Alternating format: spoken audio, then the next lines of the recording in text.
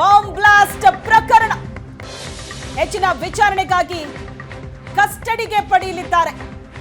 ಇಬ್ಬರು ಉಗ್ರರನ್ನ ಈಗ ನ್ಯಾಯಾಧೀಶರ ಮುಂದೆ ಹಾಜರುಪಡಿಸಲಾಗಿದೆ.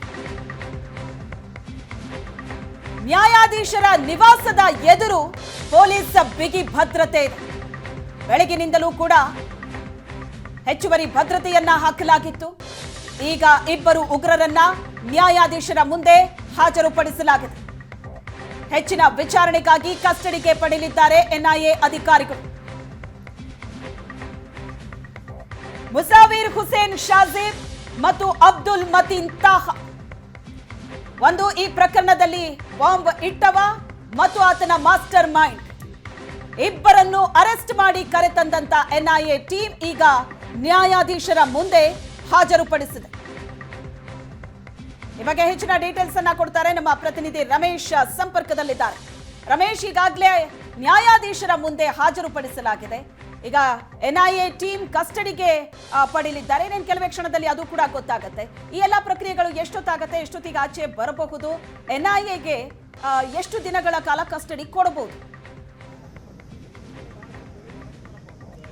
ಶ್ವೇತಾ, ಈಗೇನು ನಿನ್ನೆ ಕೋಲ್ಕತ್ತಾದ ಹೊರವಲಯದ ದಿಘಾದಲ್ಲಿ ಅರೆಸ್ಟ್ ಮಾಡಿದಂಥ ಎನ್ಐಎ ಅಧಿಕಾರಿಗಳು ಎನ್ಐಎ ಕೋಲ್ಕತ್ತಾ ಕೋರ್ಟ್ ಮುಂದೆ ಹಾಜರುಪಡಿಸಿ ಟ್ರಾನ್ಸಿಟ್ ವಾರೆಂಟ್ ಅನ್ನು ಪಡ್ಕೊಂಡು ತಡರಾತ್ರಿ ಬೆಂಗಳೂರಿಗೆ ಕರ್ಕೊಂಡು ಬಂದಂಥವ್ರು ಬೆಳಗಿನಿಂದ ಒಂದಷ್ಟು ಪ್ರಾಥಮಿಕ ಮಾಹಿತಿಯನ್ನು ಅವರಿಂದ ಪಡ್ಕೊಂಡು ವಿಚಾರಣೆಗೆ ಒಳಪಡಿಸಿ ಈಗ ವೈದ್ಯಕೀಯ ತಪಾಸಣೆ ನಂತರ ನ್ಯಾಯಾಧೀಶರು ಬೆಂಗಳೂರಿನ ಎನ್ಐಎ ನ್ಯಾಯಾಲಯದ ನ್ಯಾಯಾಧೀಶರ ಮುಂದೆ ಈಗೇನು ಹಾಜರು ಮಾಡಿರುವಂಥದ್ದು. ಅಂದರೆ ಇವತ್ತು 2ನೇ ಶನಿವಾರ ಕೋರ್ಟ್ ರಜೆ ಇರೋದ್ರಿಂದ ಅವರ ನಿವಾಸಕ್ಕೆ ಅವ್ರನ್ನ ಹಾಜರುಪಡಿಸಿದ್ದಾರೆ. ಕೆಲವೇ ಕ್ಷಣಗಳ ಹಿಂದಷ್ಟೇ ಏನು ನ್ಯಾಯಾಧೀಶರ ನಿವಾಸದ ಒಳಗಡೆ ಹೋದಂಥ ಲೈವ್ ವಿಜುವಲ್ಸ್ ಅನ್ನ ಏನು ತೋರಿಸಿದ್ವಿ. ಏನು ಒಳಗಡೆ ಹೋಗಿ ಒಂದು 5 ನಿಮಿಷ ಆಗಿರುವಂತಹದ್ದು. ಮತ್ತೆ ಆ ನ್ಯಾಯಾಧೀಶರ ಅವರ ನಿವಾಸದಲ್ಲಿರುವಂತಹ ಕಚೇರಿಯಲ್ಲಿ ಹಾಜರುಪಡಿಸುವ ಮೂಲಕ ಈ ಒಂದು ಪ್ರಕರಣದ ಒಂದಷ್ಟು ಸಿಡಿ ಅಂದ್ರೆ ಕೇಸ್ ಡೈರಿಯ ಒಂದಷ್ಟು ಮಾಹಿತಿಯನ್ನ ಒಳಗೊಂಡಂತಹ ದಾಖಲೆಗಳನ್ನ ನ್ಯಾಯಾಧೀಶರ ಮುಂದೆ ಹಾಜರುಪಡಿಸ್ತಾರೆ. ಮತ್ತೆ ಈ ಪ್ರಕರಣಕ್ಕೆ ನಾವು ಎಲ್ಲಿ ಅರೆಸ್ಟ್ ಮಾಡಿದ್ವಿ, ಯಾವತ್ತಲ್ಲಿ ಅರೆಸ್ಟ್ ಮಾಡಿದ್ವಿ, ಮತ್ತೆ ಇದು ಟ್ರಾನ್ಸಿಟ್ ವಾರೆಂಟ್ ಅನ್ನ ತೆಗೆದುಕೊಂಡು ಬಂದ್ರಿಂದ ಆ ಟ್ರಾನ್ಸಿಟ್ ವಾರೆಂಟ್ ನ ದಾಖಲೆಗಳು ಒಳಗೊಂಡಂತೆ ಇವರ ಬಳಿ ಇರುವಂತಹ ಒಂದಷ್ಟು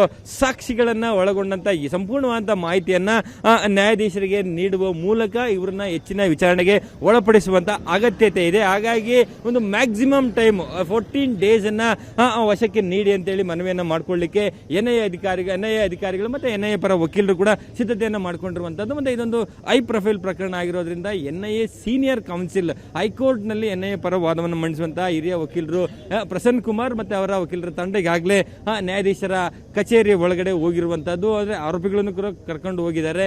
ನ್ಯಾಯಾಧೀಶರು ಬಂದ ತಕ್ಷಣ ಅವರ ಮುಂದೆ ಹಾಜರುಪಡಿಸಿ ಕೇಸ್ ಡೈರಿ ಸಂಪೂರ್ಣವಾದ ಮಾಹಿತಿಯನ್ನ ನೀಡುವ ಮೂಲಕ ಇವರೇ ಅಂದ್ರೆ ತಾಹಾ ಮಾಸ್ಟರ್ ಮೈಂಡ್ ಅನ್ನೋದಕ್ಕೆ ಏನೆಲ್ಲ ಸಾಕ್ಷಿಗಳಿದೆ, ಮತ್ತೆ ಮುಸಾವಿರ್ ಹುಸೇನ್ ಬಾಂಬ್ ಅನ್ನ ಬ್ಲಾಸ್ಟ್ ಮಾಡಿದ ಅನ್ನೋದಕ್ಕೆ ಅವರ ಎನ್ಐಎ ಅಧಿಕಾರಿಗಳ ಮುಂದೆ ಇರುವಂತಹ ಸಾಕ್ಷಿಗಳನ್ನು ಒಳಗೊಂಡಂತೆ ಒಂದಷ್ಟು ಎಲ್ಲ ದಾಖಲೆಗಳನ್ನ ಮಾಹಿತಿಗಳನ್ನ ನ್ಯಾಯಾಧೀಶರಿಗೆ ನೀಡುವ ಮೂಲಕ ಹೆಚ್ಚಿನ ವಿಚಾರಣೆಗೆ ಬೇಕು ಅಂತೇಳಿ ಮನವಿಯನ್ನ ಮಾಡ್ತಾರೆ. ಅಂದ್ರೆ ವಿಚಾರಣೆ ಸುಮಾರು ಒಂದು 10ರಿಂದ 20 ನಿಮಿಷಗಳ ಕಾಲ ವಿಚಾರಣೆ ನಡೆಯುವಂತ ಸಾಧ್ಯತೆಗಳಿದೆ. ಒಂದು ಎಲ್ಲಾ ರೀತಿಯಾದಂತಹ ವಾದವನ್ನ ಆಲಿಸಿದ ನಂತರ ನ್ಯಾಯಾಧೀಶ ಒಂದಷ್ಟು ಸಮಯಾವಕಾಶವನ್ನು ತೆಗೆದುಕೊಂಡು ಅಂದ್ರೆ ಆದೇಶವನ್ನು ಬರೆಸಲಿಕ್ಕೆ ಒಂದಷ್ಟು ಸಮಯಾವಕಾಶ ಬೇಕಾಗುತ್ತೆ. ಅಂದ್ರೆ ಅದಾದ ನಂತರ ಸುಮಾರು ಒಂದು 1/2 ಗಂಟೆ ಒಳಗಾಗಿ ಈ ಒಂದು ಆದೇಶ ಹೊರಗಡೆ ಬರುವಂತಹ ಸಾಧ್ಯತೆಗಳಿರುವಂತಹದ್ದು. ನ್ಯಾಯಾಧೀಶರು ಆದಷ್ಟು ಬೇಗ ಕಚೇರಿಗೆ ಬಂದಲ್ಲಿ, ಯಾಕೆಂದ್ರೆ ಇವತ್ತು ರಜೆ ದಿನ ಇರೋದ್ರಿಂದ ನ್ಯಾಯಾಧೀಶರು ಆದಷ್ಟು ಬೇಗ ಕಚೇರಿಗೆ ಬಂದ ನಂತರ ಅವ್ರನ್ನ ಏನೋ ಕರ್ಕೊಂಡು ಬರುವಂತಹ ಸಾಧ್ಯತೆಗಳಿದೆ. ನ್ಯಾಯಾಧೀಶರ ಮುಂದೆ ಹಾಜರುಪಡಿಸಿ ಏನೋ ಈಗ ನಾವೇನು ವಿಜುವಲ್ಸ್ ಅಲ್ಲಿ ಲೈವ್ ವಿಜುವಲ್ಸ್ ಅಲ್ಲಿ ನೋಡ್ತಾ ಇದ್ವಿ, ನ್ಯಾಯಾಧೀಶರು ಇರುವಂತಹ ಕಚೇರಿಗೆ ಅವ್ರನ್ನ ಕರ್ಕೊಂಡು ಹೋಗ್ತಾ ಇರುವಂತ ಲೈವ್ ವಿಜುವಲ್ಸ್ ಅನ್ನ ನೋಡ್ತೀವಿ. ಅಂದ್ರೆ ಕರ್ಕೊಂಡು ಬಂದಂತವ್ರು ಸೈಡ್ ಅಲ್ಲಿ ಇಬ್ಬರು ಅಕ್ಯೂಸ್ ಗಳನ್ನ ಕೂರಿಸಿದ್ರು. ಈಗ ನ್ಯಾಯಾಧೀಶರ ಕಚೇರಿ ಒಳಗೆ ಬಂದಿದ್ದಾರೆ ಎನ್ನುವಂತ ಖಚಿತ ಮಾಹಿತಿಯನ್ನು ಇಟ್ಕೊಂಡು ಅವರ ಮೂಲಕ ನ್ಯಾಯಾಧೀಶರ ಮುಂದೆ ಹಾಜರುಪಡಿಸಲಿಕ್ಕೆ ಒಳಗಡೆ ಕರ್ಕೊಂಡು ಹೋಗ್ತಾ ಇರುವಂತ ಲೈವ್ ವಿಜುವಲ್ಸ್ ಅನ್ನ ನಾವು ನೋಡಬಹುದು. ಅಂದ್ರೆ ವಿಚಾರಣೆ ಕೆಲವೇ ಹೊತ್ತಿನಲ್ಲಿ ಶುರುವಾಗುತ್ತೆ. ಶುರುವಾದ ನಂತರ ಎನ್ಐಎ ತಮ್ಮ ಬಳಿ ಇರುವಂತಹ ಮಾಹಿತಿಗಳನ್ನ ಸಿಡಿ ಅಂದ್ರೆ ಕೇಸ್ ಡೈರಿ ಸೇರಿದಂತೆ ಎಲ್ಲ ಮಾಹಿತಿಗಳನ್ನ ನ್ಯಾಯಾಧೀಶರ ಮುಂದೆ ನೀಡುವ ಮೂಲಕ ವಶಕ್ಕೆ ಬೇಕು ಅಂತ ಕೇಳುವಂತದ್ದು. ಮತ್ತೆ ಇಂತಹ ಸಂದರ್ಭದಲ್ಲಿ ಒಂದು ಪ್ರಮುಖವಾದಂತಹ ಪ್ರಕರಣ ಇದಾಗಿರೋದ್ರಿಂದ ಈ ಒಂದು ಸಂದರ್ಭದಲ್ಲಿ ನಾವು ವಿಜುವಲ್ಸ್ ಅಲ್ಲಿ ನೋಡಬಹುದು ಎಷ್ಟು ಜನ ಪೊಲೀಸ್ ಭದ್ರತೆಯನ್ನ ನೀಡಿರುವಂತದ್ದು. ಯಾಕೆಂದ್ರೆ ಇಂತಹ ಪ್ರಕರಣಗಳಲ್ಲಿ ಜನ ಸೇರುವಂತಹ ಸಾಧ್ಯತೆಗಳಿರ್ತದೆ. ಮತ್ತೆ ಜೊತೆಗೆ ಅವರ ಕಡೆಯವರು ಯಾರಾದ್ರೂ ಬಂದ್ರೆ ಅಥವಾ ಅವ್ರನ್ನ ಬೆಂಬಲಿಸುವಂತವ್ರು ಯಾರಾದ್ರೂ ಬಂದಿದ್ದೇ ಆದಲ್ಲಿ ಅಂತಹ ಸಂದರ್ಭದಲ್ಲಿ ಹೆಚ್ಚಿನ ಏನೋ ಕಾನೂನು ಸುವ್ಯವಸ್ಥೆ ಕೆಡುವಂತಹ ಸಾಧ್ಯತೆಗಳಿದೆ. ಹಾಗಾಗಿ ಹೆಚ್ಚಿನ ಬಿಗಿ ಭದ್ರತೆಯನ್ನು ಈಗಾಗಲೇ ನೀಡಿರುವಂತಹದ್ದು.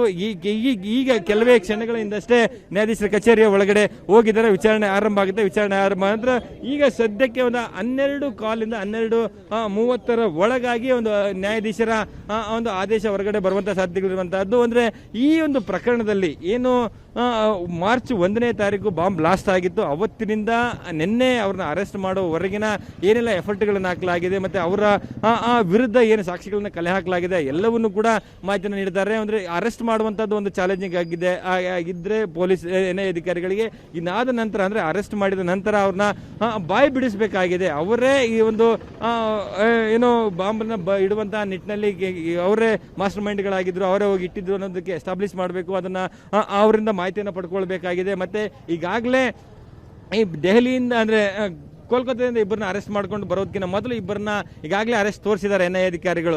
ಪರಪ್ ನಗರ ಜೈಲಲ್ಲಿದ್ದಂಥ ಮಾಜ್ ಮುನೀರ್ನನ್ನ ಮತ್ತೆ ಏನು ಮುಜಾಮಿಲ್ ಶರೀಫ್ ಅನ್ನುವಂಥ ಇಬ್ಬರನ್ನು ಕೂಡ ಅರೆಸ್ಟ್ ಮಾಡುವ ಮೂಲಕ ಅವರಿಂದ ಸಿಕ್ಕಂಥ ಮಾಹಿತಿಯನ್ನು ಆಧರಿಸಿ ಇವ್ರನ್ನ ಅರೆಸ್ಟ್ ಮಾಡಿರುವಂಥದ್ದು. ಮತ್ತು ಈ ಒಂದು ಪ್ರಕರಣದಲ್ಲಿ ಕೇವಲ ಈ 4 ಜನ ಮಾತ್ರ ಇದ್ದಾರಾ ಅಥವಾ ಇನ್ನೂ ಯಾರಾದರೂ ಈ ಒಂದು ಪ್ರಕರಣದಲ್ಲಿ ಭಾಗಿಯಾಗಿದ್ದಾರಾ?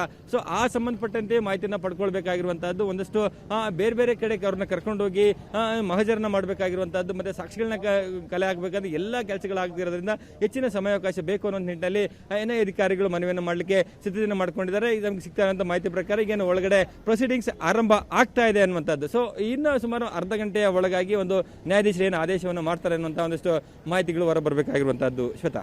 ಓಕೆ ರಮೇಶ್, ಈಗ ಬೇರೆ ಪ್ರಕರಣದಲ್ಲಿ ಈ ರೀತಿ ಅರೆಸ್ಟ್ ಮಾಡಿ ನ್ಯಾಯಾಧೀಶರ ಮುಂದೆ ಹಾಜರುಪಡಿಸೋದಕ್ಕೂ ಜೊತೆಗೆ ಈ ಪ್ರಕರಣದಲ್ಲಿ ಈ ರೀತಿಯಾದಂತಹ ಪ್ರಕ್ರಿಯೆ ನಡೆಯೋದಕ್ಕೂ ಏನಾದರೂ ಡಿಫರೆನ್ಸ್ ಇರುತ್ತೆ? ಯಾಕಂದ್ರೆ ಇದೊಂದು ಮೇಜರ್ ಪ್ರಕರಣ, ಸೆನ್ಸಿಟಿವ್ ಪ್ರಕರಣ, ದೇಶದ ಭದ್ರತೆಯ ವಿಚಾರವಾದಂತಹ ಒಂದು ಪ್ರಕರಣ ಆಗಿರೋದ್ರಿಂದ ಇದರಲ್ಲಿ ಏನಾದರೂ ಬೇರೆ ತರದ ಪ್ರಕ್ರಿಯೆಗಳಿರುತ್ತಾ, ಪ್ರೊಸೀಜರ್ ಇರುತ್ತಾ? ಶ್ವೇತಾ, ಅಂದರೆ ಕಾನೂನಾತ್ಮಕವಾಗಿ ಯಾವುದೇ ರೀತಿಯಾದ ಅಂದರೆ ವ್ಯತ್ಯಾಸಗಳು ಕಂಡು ಬರೋದಿಲ್ಲ. ಆದರೆ ಪ್ರಕರಣವನ್ನು ಪೊಲೀಸರಾಗಲಿ NIA ಅಧಿಕಾರಿಗಳು ಎಷ್ಟು ಗಂಭೀರವಾಗಿ ತೆಗೆದುಕೊಂಡಿದ್ದಾರೆ ಮತ್ತು ನಡೆದಂಥ ಪ್ರಕರಣ ಎಷ್ಟು ಗಂಭೀರ ಅನ್ನುವಂಥ ನಿಟ್ಟಿನಲ್ಲಿ ಹೆಚ್ಚಿನ ಬದ್ಧತೆಗಳನ್ನು ನೀಡುವಂಥದ್ದಾಗಲಿ ಅಥವಾ ಈ ಪ್ರಕರಣವನ್ನು ವಕೀಲರುಗಳು, ಪೊಲೀಸರು ಮತ್ತು ಕೋರ್ಟ್ ನೋಡುವಂಥ ದೃಷ್ಟಿಯಲ್ಲಿ ಒಂದಷ್ಟು ವ್ಯತ್ಯಾಸಗಳಿರ್ತದೆ ಹೊರತು ಕಾನೂನಾತ್ಮಕವಾಗಿ ಯಾವುದೇ ರೀತಿಯಾದ ವ್ಯತ್ಯಾಸಗಳಿರ್ತದೆ. ಅಂದರೆ ನಾವೀಗೇನು ಇಲ್ಲಿನ ವಾತಾವರಣ ನೋಡಿದರೆ ಗೊತ್ತಾಗುತ್ತೆ. ಅಂದರೆ ಸಾಮಾನ್ಯ ಪ್ರಕರಣಗಳಿಗೂ ಈ ಪ್ರಕರಣಗಳಿಗೂ ಈ ಒಂದು ಟೆರರ್ ಆಕ್ಟಿವಿಟಿ ಪ್ರಕರಣಗಳಿಗೆ ವ್ಯತ್ಯಾಸಗಳಿದೆ ಅನ್ನುವಂಥದ್ದು ಪೊಲೀಸರಾಗಲಿ ಅಥವಾ ನ್ಯಾಯಾಲಯಗಳು ಕೂಡ ತುಂಬ ಗಂಭೀರವಾಗಿ ತೆಗೆದುಕೊಳ್ಳುತ್ತೆ. ಯಾಕೆಂದರೆ ದೇಶ ವಿರೋಧಿ ಕೃತ್ಯವನ್ನು ಮಾಡುವಂಥ ಕೃತ್ಯಗಳು ಅಂದರೆ ವಿಧ್ವಂಸಕ ಕೃತ್ಯಗಳನ್ನು ಮಾಡುವಂಥ ಇಂಥ ಪ್ರಕರಣಗಳಲ್ಲಿ ಪೊಲೀಸ್ ಆಗಲಿ ಮತ್ತು ನ್ಯಾಯಾಲಯಗಳಾಗಲಿ ತುಂಬ ಗಂಭೀರವಾಗಿ ತೆಗೆದುಕೊಳ್ತಾರೆ. ಮತ್ತು ಏನು ಅಕ್ಯೂಸ್ನ ಹೊರಗಡೆ ಕರ್ಕೊಂಡು ಬರ್ತಾ ಇರುವಂಥದ್ದನ್ನು ಕೂಡ ನಾವು ವಿಜುವಲ್ಸನ್ನು ನೋಡ್ತಾ ಇದ್ವಿ. ಈಗ ನ್ಯಾಯಾಲಯದಿಂದ ಹೊರಗಡೆ ಕರ್ಕೊಂಡು ಬರಲಾಯಿತು ಅನ್ನುವಂಥ ಈಗಾಗಲೇ ವಿಚಾರಣೆ ಬಹುತೇಕ ಮುಕ್ತಾಯ ಆಗಿದೆ. ಅಂದರೆ ಎಷ್ಟು ದಿನಗಳ ಕಾಲ ವಶಕ್ಕೆ ನೀಡಿದ್ದಾರೆ ಅನ್ನುವಂಥ ಒಂದಷ್ಟು ಮಾಹಿತಿಗಳು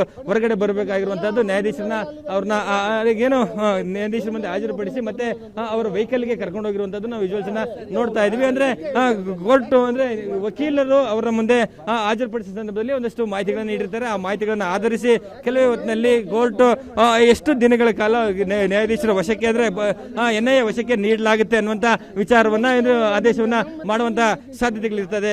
ಶ್ವೇತಾ, ಅಂದರೆ ಈ ಪ್ರಕರಣವನ್ನ ತುಂಬಾ ಗಂಭೀರವಾಗಿ ಸರ್ಕಾರಗಳು, ಪೊಲೀಸ್ ಇಲಾಖೆ ಜೊತೆಗೆ ಕೋರ್ಟು, ವಕೀಲರು ಎಲ್ಲರೂ ಕೂಡ ಗಂಭೀರವಾಗಿ ತೆಗೆದುಕೊಳ್ತಾರೆ. ಆ ಒಂದು ಗಂಭೀರವಾಗಿ ತೆಗೆದುಕೊಂಡ ರೀತಿಯೇ ಈಗ ನಾವು ವಿಜುವಲ್ಸ್ ಅಲ್ಲಿ ನೋಡ್ತಾ ಇರುವಂತದ್ದು. ಅಂದ್ರೆ ಈಗ ಅವ್ರನ್ನ ದೆಹಲಿಯಿಂದ ಕೋಲ್ಕತ್ತಾದಿಂದ ಅರೆಸ್ಟ್ ಮಾಡಿ ಕರ್ಕೊಂಡು ಬರುವಂತ ಸಂದರ್ಭದಲ್ಲಿ ಕೂಡ ಹೆಚ್ಚಿನ ಭದ್ರತೆಯನ್ನು ಏನು ನೀಡಲಾಗಿತ್ತು ಅನ್ನುವಂಥದ್ದು, ಮತ್ತೆ ಇಲ್ಲಿಯೂ ಕೂಡ ಹೆಚ್ಚಿನ ಭದ್ರತೆಯನ್ನ ನೀಡಿರುವಂತಹದ್ದು, ಮತ್ತೆ ಈಗ ಕೋರ್ಟ್ ಮುಂದೆ ಹಾಜರುಪಡಿಸಿ ಹೆಚ್ಚಿನ ವಿಚಾರಣೆಗಾಗಿ ತೆಗೆದುಕೊಳ್ಳುವಂತಹ ಸಾಧ್ಯತೆಗಳಿರುವಂತದ್ದು. ಎಷ್ಟು ದಿನ ಪೊಲೀಸರು NIA ವಶಕ್ಕೆ ನೀಡಲಾಗಿದೆ ಅನ್ನುವಂಥದ್ದನ್ನ ಕೆಲವೇ ಹೊತ್ತಿನಲ್ಲಿ ಒಂದಷ್ಟು ಆದೇಶ ಹೊರಗೆ ಬರುತ್ತೆ. ಶ್ವೇತಾ.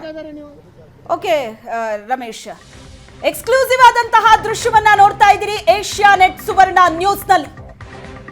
ನ್ಯಾಯಾಧೀಶರ ನಿವಾಸ ಇದು, ಕಾಕಿ ಸರ್ಪಗಾವಲಿದೆ. ರಾಮೇಶ್ವರಂ ಕೆಫೆ ಬಾಂಬ್ ಬ್ಲಾಸ್ಟ್ ಪ್ರಕರಣದ ಇಬ್ಬರು ಉಗ್ರರನ್ನ ಕೋಲ್ಕತ್ತಾದಿಂದ ಅರೆಸ್ಟ್ ಮಾಡಿ NIA ಅಧಿಕಾರಿಗಳು ಕರೆತಂದು ಈಗ ಬೆಂಗಳೂರಿನಲ್ಲಿರೋ ನ್ಯಾಯಾಧೀಶರ ಮುಂದೆ ಹಾಜರುಪಡಿಸಲಾಯಿತು.